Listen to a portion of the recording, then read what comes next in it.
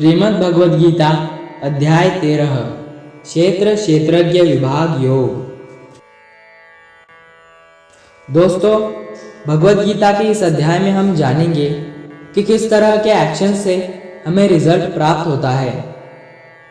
श्री कृष्ण ने कहा कि यह शरीर एक क्षेत्र की तरह है और जो इसको जानता है उसको क्षेत्रज्ञ कहते हैं। क्षेत्र मतलब खेत। जिस तरह खेत में जैसा भी बीज डालते हैं वह उसी प्रकार का सही समय आने पर फल देता है, उसी तरह जीवन में भी जिस तरह कर्म फल का बीज मनुष्य डालता है वह बीज सही समय आने पर उसी प्रकार का फल देता है। इसलिए इस शरीर को क्षेत्र कहा गया है। यह क्षेत्र और क्षेत्रज्ञ का ज्ञान बहुत विद्वानों द्वारा बहुत तरीके से कहा जाता है और इस महाज्ञान में 5 महाभूत यानी कि पृथ्वी, अग्नि, जल, वायु, आकाश को मिलाकर मन बुद्धि जैसी इंद्रियां भी शामिल है। इसके साथ साथ इसमें सुख, दुख, चेतना, शरीर, धैर्य और विकार भी सम्मिलित है। हे अर्जुन, अब परब्रह्म को प्राप्त कराने वाला ज्ञान क्या है वो मैं तुझे बताऊंगा। मनुष्य में कोई भी खूबी होने पर उसमें किसी प्रकार का घमंड नहीं होना चाहिए। किसी भी जीव जंतु प्राणी को सताना नहीं चाहिए। मन में क्षमा भाव होना चाहिए। गुरु की सेवा की जानी चाहिए। मन और वाणी में सरलता होनी चाहिए। मन और समस्त इंद्रियों पर पूरा वश होना चाहिए। किसी भी तरह के भाव में नहीं बहना चाहिए। संतान, जीवन साथी और धन में मोह नहीं होना चाहिए।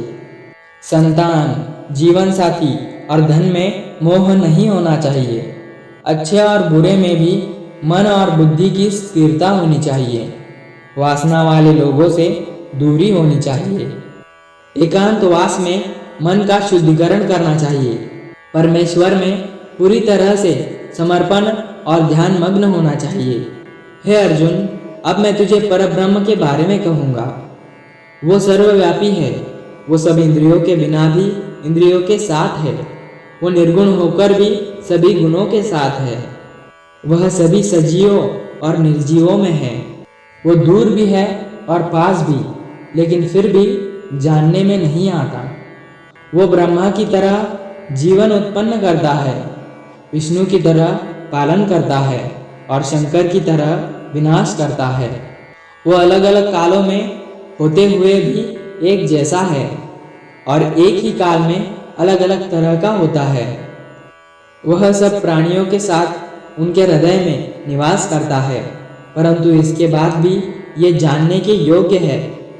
हे अर्जुन, इस प्रकृति और पुरुष का भी कोई आरंभ नहीं है, क्योंकि प्रेम और घृणा और तीनों तरह के गुण अर्थात सत, रज और तम भी प्रकृति से ही आते हैं।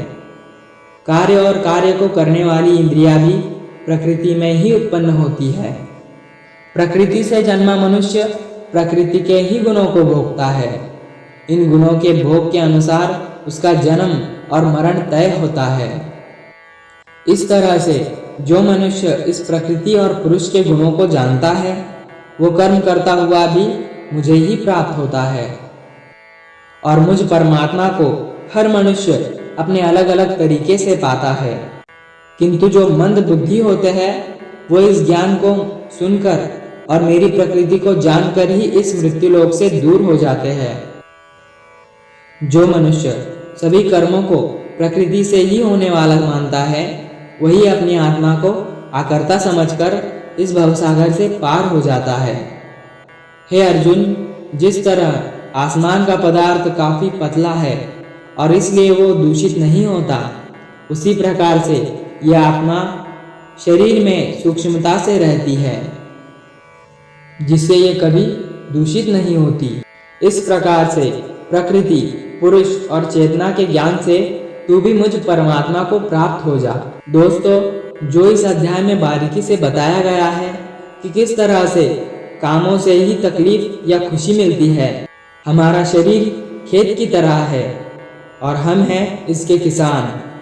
अब हम जो भी इस खेत में बोएंगे फल भी हमें उसी बीज के अनुसार भविष्य में जाकर मिलता है।